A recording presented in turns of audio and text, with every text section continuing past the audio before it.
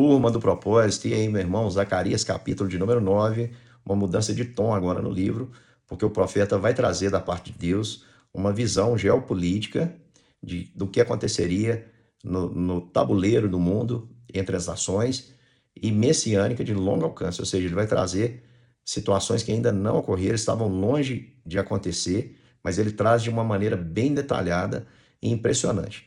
Há uma palavra messiânica, uma referência messiânica aqui no capítulo 9, que você não pode perder, irmãos, porque é muito profundo. Do versículo 1 ao versículo 8, o profeta ele vai traçar exatamente a rota militar, que é o corredor que a gente chama de Sírio-Palestino, que é exatamente a rota de destruição, de invasão fulminante utilizada por Alexandre o Grande, aquele que vai substituir o Império Medo-Persa, o que nós chamamos aí de Império Grego. A profecia de Zacarias, para você ter ideia, ela é dada no ano de 520 a.C.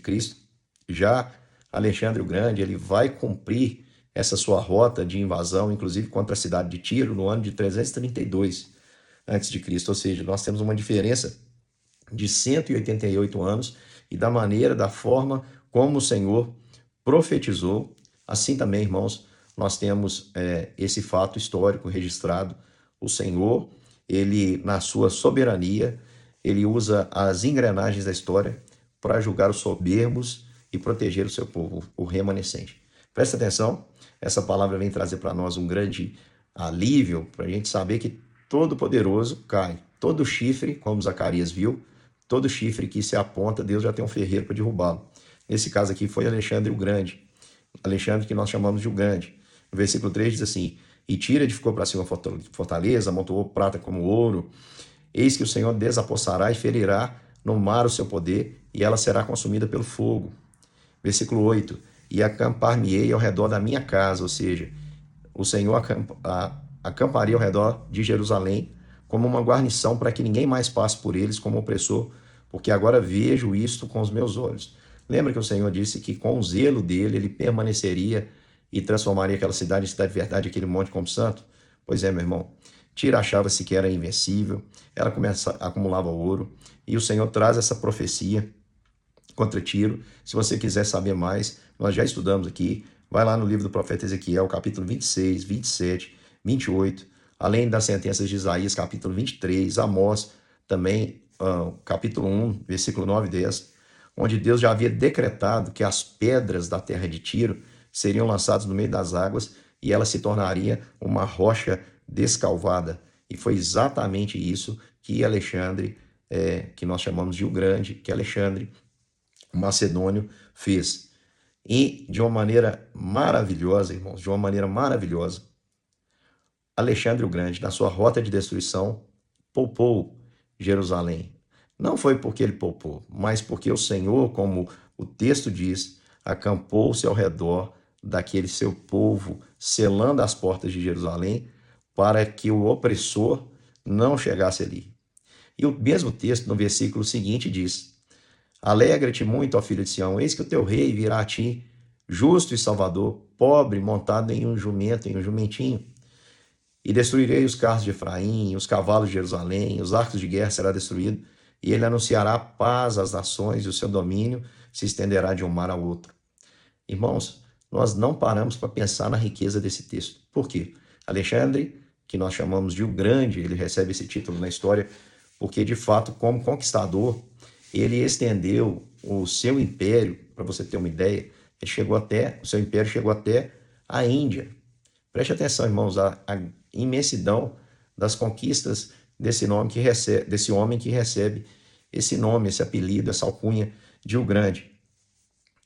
E ele montava um cavalo imponente chamado Bucéfalo, e onde Alexandre ia com seu exército, seu cavalo oponente, ele trazia terror, trazia temor e trazia domínio através da sua superioridade bélica, da sua violência. Mas o texto nos mostra um rei muito além de Alexandre o Grande. Se Alexandre é o Grande, Jesus é o Máximos. Jesus é aquele rei sem igual, que quebra os arcos, despedaça as lanças e anuncia paz entre as nações e o seu domínio se estenderá de um mar ao outro. Ele não trouxe as táticas evoluídas gregas, das falanges, das lanças, das espadas, mas ele trouxe a maior arma de todas, que é o amor, que é capaz, irmãos, de transformar vidas e transformar o mundo. Se todos vivessem o amor que o Senhor ensinou, meu irmão, pode ter certeza que o mundo seria totalmente diferente. E esse rei é o rei que ninguém pode confrontar, nem Alexandre o Grande, nem Nabucodonosor o Glorioso, nem o rei Ciro.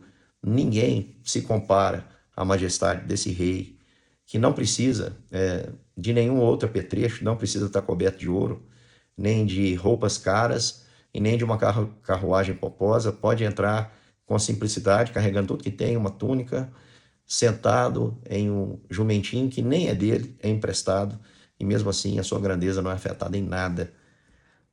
E o texto ainda diz que esse rei mostraria o seu poder, fazendo com que o povo de Sião vencesse os filhos da Grécia. Olha essa profecia, irmãos, 188 anos antes de acontecer tudo que aconteceu com Alexandre o Grande. E nós temos aqui algo ainda para além disso.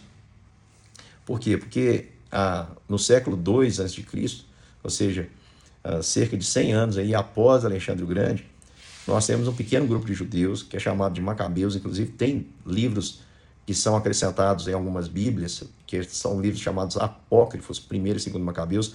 Não são livros inspirados por Deus, não são livros que naturalmente os cristãos viram e disseram, olha, isso aqui é a palavra de Deus revelada, mas tem o seu valor histórico, porque ele mostra os judeus resistindo o exército grego e aí vencendo o Império Helenista ali de Antíoco Epifânio. Olha o que diz o versículo 13. Porque covei Judá para mim, suscitarei a teus filhos, ó Sião, contra os filhos da Grécia, e te porei como espada de um valente. E o Senhor será visto sobre eles, e as suas setas sairão como relâmpago. E o Senhor, seu Deus, os salvará naquele dia, como o rebanho do seu povo, porque serão como pedras de uma coroa levantadas da terra. Ou seja, Deus usou o fraco povo de Sião para derrotar o poderoso povo grego, o Império Grego, e resistir a esse déspota Antíoco Epifânio.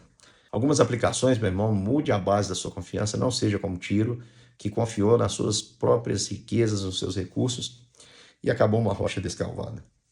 Confie na rocha verdadeira, socorro bem presente na hora da tribulação, que é o próprio Senhor Jesus. Meu querido irmão, não tema os poderosos. O Senhor manda os seus anjos acampar ao nosso redor, e Ele está conosco, e Ele pode nos fazer, e Ele nos fará vencer os filhos da Grécia contemporâneos. Se você acha que o mundo é poderoso, que o mundo tem poder de nos afetar, meu irmão, entenda de uma vez por todas, maior é o que está em você do que aquele que está no mundo. Você vai sobressair, porque o Senhor é com você. Valorize esse pacto e essa aliança que o Senhor tem com você, esse zelo que te guarda, que te ama, que te livra e que te defende de todo mal. Deus te abençoe, meu irmão, e até daqui a pouco para mais um capítulo das Escrituras.